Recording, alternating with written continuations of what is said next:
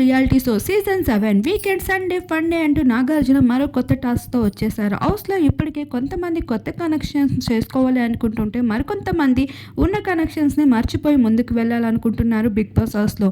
అయితే రతికాని ఇప్పటికే big boss సరికొత్త టాస్క్లో నాగార్జున ముందు అడిగేశారు. ఎవరిని చెరీస్ చేసుకొని తినాలనుంది, ఎవరితో ఎక్స్ కనెక్షన్స్ని మర్చిపోవాలనుంది అంటూ నాగార్జున వేసిన క్వశ్చన్కి అయితే ఇప్పటికే రతిక సరైన సమాధానంతో మనందరి ముందుకి వచ్చేసింది. శివాజీని చూస్తే నాకు ఎందుకో మంచి బ్రదర్ ఫీలింగ్ వస్తుంది. తనతో ఉంటే అన్ని మెమరీస్ని మర్చిపోతా. నాకు లోగా ఉన్న సమయంలో శివాజీయే నాకు మంచిగా అనిపిస్తారు అంటూ చెప్పుకుంటూ రావడం జరిగింది. అయితే రితిక ఇప్పటికే సింగర్ రాహుల్తో ప్రేమ వ్యవహారం నడిపినట్లు, తనతో బ్రేకప్ దారి పట్టాక తను ఆ విషయాలన్నింటినీ మర్చిపోవడానికి బిగ్ బాస్ హౌస్లో ఎంతగానో ట్రై చేస్తున్నట్లు పలు వార్తలు తనే స్వయాన షేర్ చేసుకుంటూ రావడం జరిగింది బిగ్ బాస్ హౌస్లో.